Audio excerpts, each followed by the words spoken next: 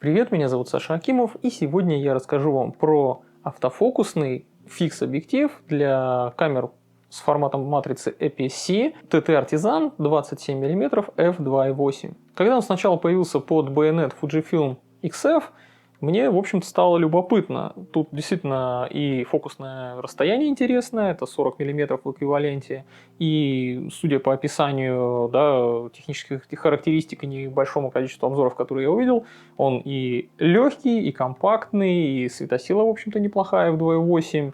Ну, то есть, прям классное, интересное стекло, и, что самое главное, очень недорогое. Да и к тому же, что не так уж обычно для таких вот небольших компаний китайских, он еще и автофокусный с STM-мотором. Но у меня, к сожалению, нет в данный момент тушки от Fujifilm, чтобы подобный объектив можно было протестировать. Ну вот совсем недавно этот объектив 27 мм TT Artisan, он появился и под байонет Sony E, и под байонет Nikon Z. Но у меня сейчас вот как раз для видеозаписи и для каких-то не особо серьезных съемок имеется вот этот вот Nikon Z30.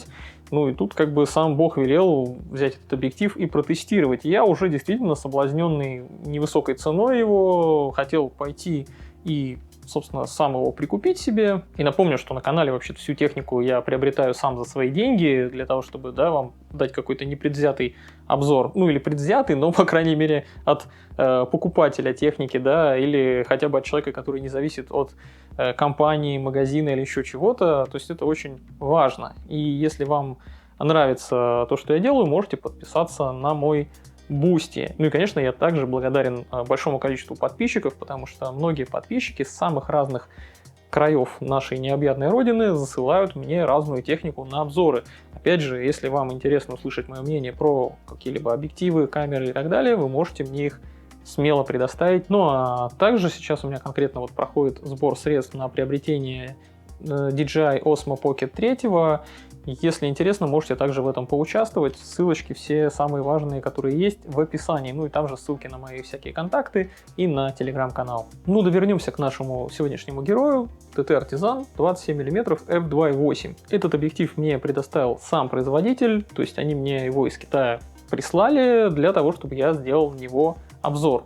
И, естественно, никаких ТЗ, жестких каких-то ограничений в высказываниях или еще каких-то, да, требований с их стороны не было, что довольно грамотно, и вообще я их могу в этом плане похвалить, реально молодцы. Сейчас в Поднебесной за последние 10 лет, ну, это связано с расцветом беззеркальных систем, на которые очень здорово и легко ставятся разные небольшие, интересные мануальные объективы. В общем, сейчас за последние 10 лет огромное количество в Поднебесной появилось очень крутых, интересных компаний. Просто прямо-таки бум какой-то вот этих вот независимых, маленьких, прикольных компаний, которые делают какие-то классные, прикольные объективы. И сейчас в Китае реально очень много производится очень крутой, охуенной, можно сказать, оптики. Единственное, что с камерами немножко китайцам не везет, потому что, ну, я думаю, вы помните мой обзор на то, как Xiaomi пытались выпустить свою достаточно такую плохонькую камеру EM1, которая была на базе микро 4 третьих сделана. Но сама камера была достаточно дрянная. Единственное, что они выпустили еще к ней два объектива, и темный зум, который был китом, он совсем не интересен. Но вот объектив второй, который они выпустили, это был 42,5 мм f1.8. То есть это портретник, но у него еще был макрорежим, в котором у него остановилась светосила f3.5, но при этом он реально снимал охуенно близко, красиво и резко, дерзко и замечательно. Вот на него у меня тоже есть обзор, как и на EM1. И этот объектив прям просто крутой, вот про него можно действительно сказать, как про другие какие-то Xiaomi в старину, что это топ за свои деньги. Также на канале я рассказывал про довольно интересное, сверхширокоугольное, опять же под микро 4 третьих, стеклышко от Laowa 7,5 мм f2. Ну и про всякие камеры, дроны, объективы от DJI я уже тоже на канале немало поговорил. И сейчас вот, да, я хочу очень DJI Osmo Pocket 3 прикупить. И дрон у меня был DJI Mini. Но сейчас, к сожалению, дроны вещь такая неактуальная на Руси, как вы понимаете, по понятным, в общем-то, всем причинам. И сейчас меня записывает вот этот объектив, который на меня смотрит.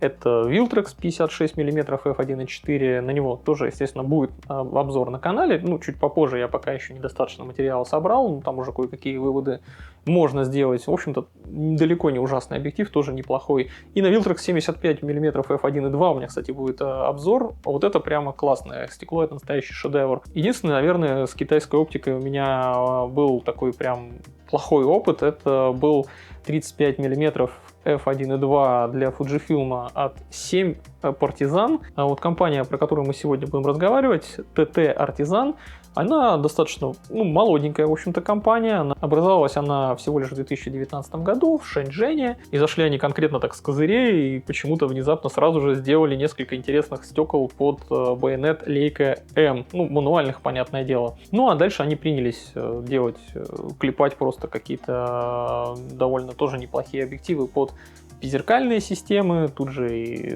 под Sony E для начала, и под Fujifilm, ну и вот теперь еще и под Nikon Z. Это и ширики, и там 35-ки, и полтинники, и какие-то телевики, и даже, по-моему, макро у них есть объективы. Но все это оно с мануальным управлением, то есть крутить нужно все фокусировку ручками. Первым же автофокусным объективом у них стал 32 мм f2.8, тоже под APS-C камеры. Но мне, честно говоря, 35, которая в пересчете там чуть больше, чем 50, да еще и со светосилой f2.8, не слишком-то интересно. Но спустя некоторое небольшое время появился и вот наш сегодняшний герой. Сейчас я вам покажу, покручу в руках, расскажу, из чего он сделан, и дальше уже перейдем к разбору картинок.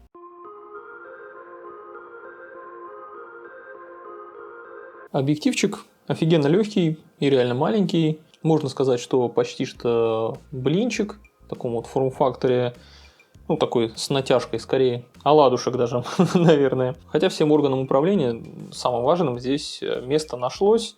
Есть и кольцо фокусировки спереди, и кольцо диафрагмы сзади.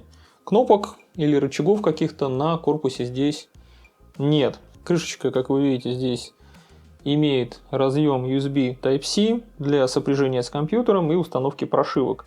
По сути, это такая маленькая станция с контактами, и там внутри, естественно, какие-то, наверное, схемы присутствуют. Интересное, в общем-то, решение. Объектив полностью металлический, при этом весит он в районе 100 граммов, и это отлично. Ну и на компактных тушках он их не будет разбалансировать. Влагозащиты тут нет никакой. Байонетное крепление, как видите, тоже из металла. Тут, то есть все везде металл. Единственное, что по сравнению, с каким-нибудь Фуджоом 27 мм, здесь, влагозащиты нет. Тут и... Что вы хотите еще за 150 баксов? Это было бы уже перебором, уж совсем. Кольцо фокусировки тоже, конечно, металлическое. Оно тугое, плавное, без каких-либо люфтов, ничего нигде не дрожит, не дергается, не кряхтит, не свистит. Все отлично крутится, все мягко, очень плавненько поворачивается. Но оно, конечно, электронное. Опять же, то есть здесь нет физического какого-то сопряжения с механизмом фокусировки. Крутится в любую сторону, понятное дело, что сколько угодно. Колечко диафрагмы здесь вот такое выделенное серебристым цветом. Оно щелкает. Не очень громко, но щелкает. И тут есть, конечно же, третий стопов, что очень приятно. От f2.8 до f16. А крайнее положение здесь вот А нарисована буковка. Когда она выбрана, то ты можешь, соответственно, менять диафрагму с тушки тамошними колесиками, если тебе так удобнее, допустим, чем на самом объективе колесики крутить. Передний элемент маленький, в глубине тут, я не знаю, насколько видно из обликов, можно увидеть 7-лепестковую диафрагму. Диаметр светофильтра 39 мм. В комплекте еще идет забавная довольно-таки такая малюсенькая, тоже металлическая бленда. И она вот так вот здесь в резьбу для светофильтра вкручивается. Вообще такой объектив довольно симпатичный, внешне приятный и хорошо смотрится, прям даже сексуально смотрится он на тушках таких в ретро-стиле типа Nikon Z FC. И на фуджах тоже, соответственно, выглядит очень даже няшно. На моем Z30, конечно, не так возбуждающе, но главное, что функционал выполняет.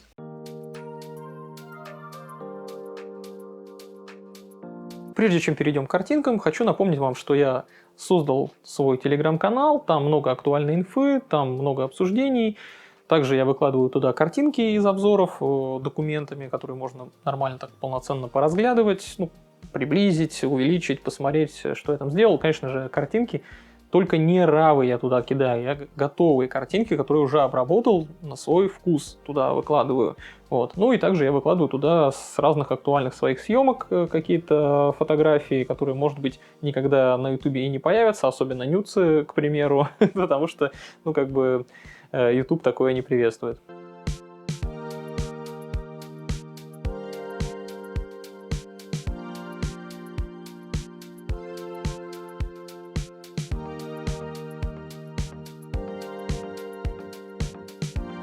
ТТ Artisan 27 мм f2.8 использует шаговый двигатель фокусировки автоматической. Это говорит о том, что он, ну, не жужжит, не стрекочет, каких-то страшных звуков при фокусировке не издает. В общем-то, он, ну, практически бесшумный при своей работе. И с ним также работают все типы фокусировки вполне себе полноценно на Nikon Z, по крайней мере. На остальных системах я не пробовал. Ну, то есть здесь и зона, и слежение за глазами, и там по одной точке, ну, то есть как угодно все это работает прекрасно. Единственное, что я заметил, что когда ты делаешь фокусировку только по одной совсем маленькой точке, которая вот крохотуличная, пин называется, да, там у Никона, то здесь как будто бы у тебя фазовые датчики отключаются и работает только контрастная система. Возможно, мне показалось, но вот когда только-только по одной маленькой точке фокусируешься, гораздо дольше происходит прогон линз взад-вперед, он как-то более задумчиво начинает работать, поэтому я все-таки фокусировался по более крупной зоне, такой чуть пошире квадратик делал, и тогда уже все это ускорялось дело. Ну и как мне кажется, может это, конечно, какие-то спекуляции, но насколько я знаю, Nikon вроде как не открывал прямо всем на свете свой байонет, и скорее всего здесь автофокусировка, дружба тушки с объективом произошла путем обратного инжиниринга, то есть программисты просто поняли, каким образом там это все работает, разобрались сами и таким образом реализовали. Ну просто имейте в виду, что в связи с этим объектив не самый быстрый, какой может быть. Он и может быть иногда в каких-то сложных ситуациях задумчивым, пока фокусируется, но не катастрофически. То есть не так ужасно, как у там Sony каких-нибудь 10 лет назад, когда там просто жесть какая-то с фокусом происходила. Нет, не настолько медленным, нет. Ну и также иногда бывают все-таки досадные промахи, когда у тебя камера фиксирует зеленую точечку на каком-то объекте, ну ты даже при этом можешь видеть, что оно на самом деле не попало. Не знаю, связано это с самим Никоном или связано с объективом, но вот такое я тоже пару раз словил, когда такие были промахи. Но это было очень редко. Еще я заметил, что именно с ним камера включается несколько дольше. Но 27 мм я когда нацепляю, камера как будто бы чуть дольше включается. Она такая задумчивая чуть-чуть становится, и потом уже все нормально. И опять же, похоже, что где-то на программном уровне тушка и объектив не до конца между собой подружились. Так что надеюсь, что в дальнейшем, конечно, эти неровности будут уже прошивками исправлены. В общем, я попробовал потестить с фокусировкой, например, по лицу, поснимав при этом от бедра такой лайтовенький стрит, несколько кадров сделал и понял, что объектив вроде как глаза, лица, там все остальное, все это понимает, система фокусировки работает, но как-то вот, знаете, при какой-то быстром движении он все-таки не поспевает. Поэтому, в общем-то, можно снять что-то в редких ситуациях, но в большинстве случаев, если ты какой-то собрался экшон снимать, там какие-то резкие неконтролируемые движения, не слишком предсказуемые, то тут, наверное, объектив, скорее всего, будет пасовать. Но для каких-то неспешных прогулок, для каких-то расслабленных съемок все вполне себе реально нормально работает.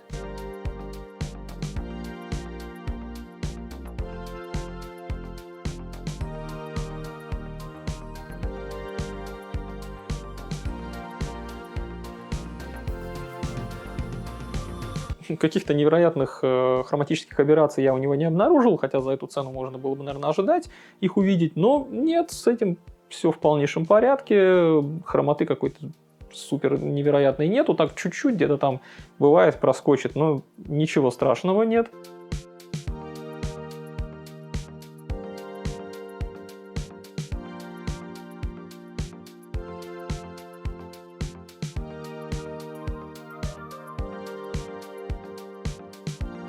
Резкость тоже прекрасная. Ну, на f2.8, понятное дело, уголочки такие чуть-чуть мыльные, но в середине даже на f2.8 все очень резко. Ну и с прикрытием диафрагмы, соответственно, все, конечно же, улучшается. На f4 уже все получше, на f5.6 уже по всему полю кадра абсолютно идеально ровная резкость. На f8 там вообще просто фантастика по резкости. Прямо-таки, знаете, такая зверски резкая картинка по всему полю кадра становится, ну, вообще, вот молодцы в этом плане.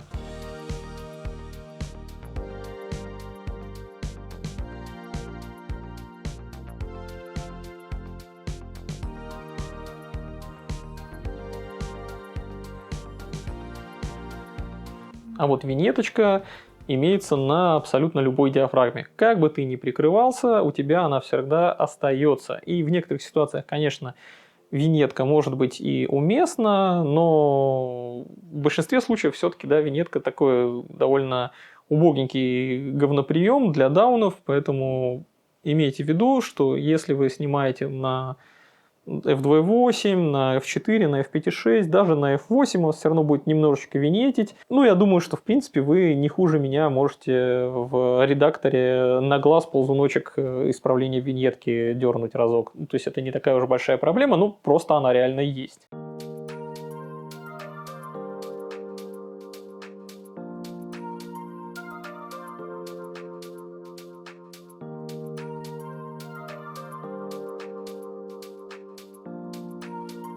40 мм в эквиваленте это действительно очень удобное фокусное расстояние для каких-то таких спонтанных, сумбурных каких-то съемок всего подряд, когда ты идешь и снимаешь просто все, что тебе там на глаза попадется, без какой-то особой там осмысленности, может быть, да. Ну и у объектива, к тому же, почти как у какого-нибудь полтинника практически отсутствует дисторсия, но она какая-то небольшая, слабо выраженная присутствует, ну очень маленькая, поэтому в большинстве ситуаций у тебя всякие здания, архитектура, все это будет очень ровным.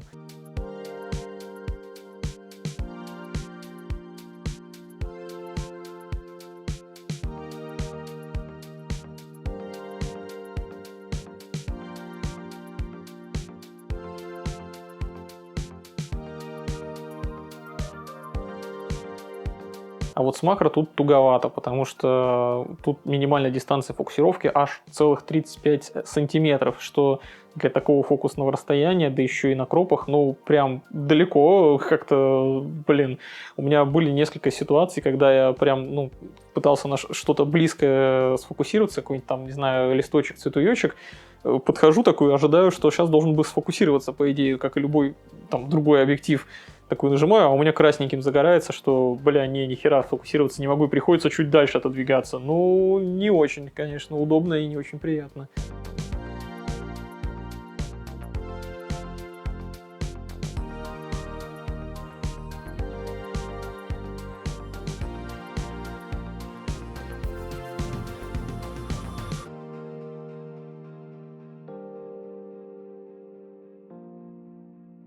Приходилось, да, вот так вот горестно мне отходить назад и отодвигаться, но на вот открытой диафрагме, кстати говоря, очень сильно заметно, когда ты в макро что-то снимаешь, как прикольно бокешку так по краям кадра козявит ее, так закручивает и пузырит.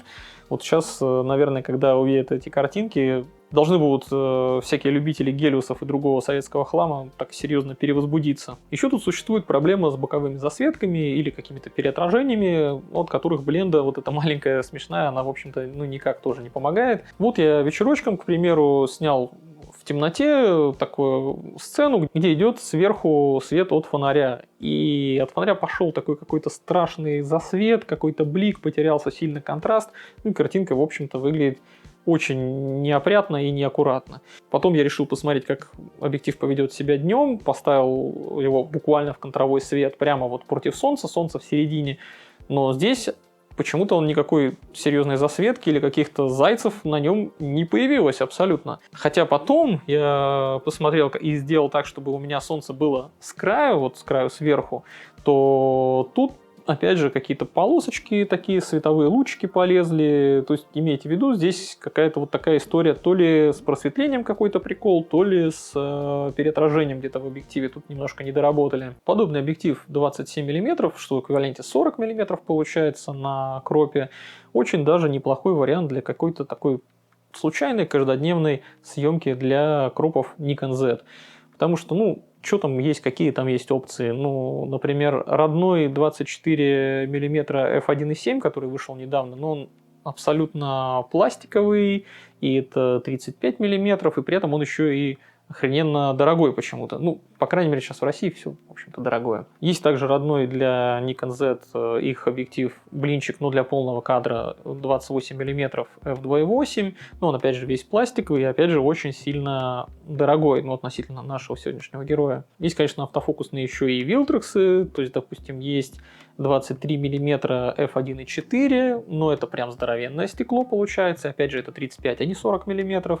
Есть также, который станет 35-кой, да, 24 мм f1.8 от полного кадра под Nikon Z у Viltrox, но эти стекла, они и чутка подороже, ну не прям там в 100 раз, но раза в 2 где-то, да, дороже, и они при этом все-таки здоровые и тяжелые, и на кропе Nikon, ну, будет смотреться не то чтобы супер аккуратно. Ну а на Sony E, например, вообще, по-моему, нет никакого объектива с похожим фокусным расстоянием. По-моему, там ничего нет с 27 или там 28 миллиметров именно вот под кроп. Ну, 28 f2 есть под полный кадр, но он, блядь, дорогой вообще-то, и тоже будет в сравнении с ним не то чтобы в 100 раз лучше там. Но Fujifilm, конечно, есть, да, их родной блинчик 27 мм f2.8, даже уже там второе поколение вышло, и он действительно будет гораздо шустрее на Fujifilm, и там лучше по качеству, скорее всего, ну, на открытой, по крайней мере, диафрагме. Но на прикрытой диафрагме они, в общем-то, не будут вообще никак особо отличаться. Но, опять же, он сильно дороже. И именно по соотношению цена-качество, вот этот объектив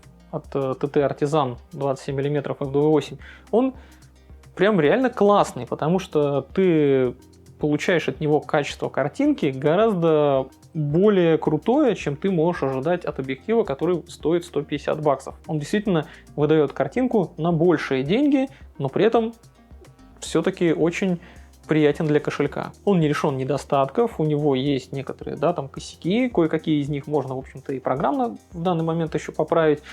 Оптические, понятно, что ты программно не исправишь никак, которые тут имеются, но я ничего такого супер критичного или какого-то невероятно ужасного в нем не нашел, и, в общем-то, объектив по мне так очень даже норм. Ну, а я надеюсь, что мой обзор окажется для вас полезен. Ставьте лайки, подписывайтесь, пишите в комментариях, что вы по поводу этого объектива думаете. Обязательно подписывайтесь также и на мой телеграм-канал, там можем тоже с вами пообщаться. Всем хороших снимков и до новых встреч. Пока.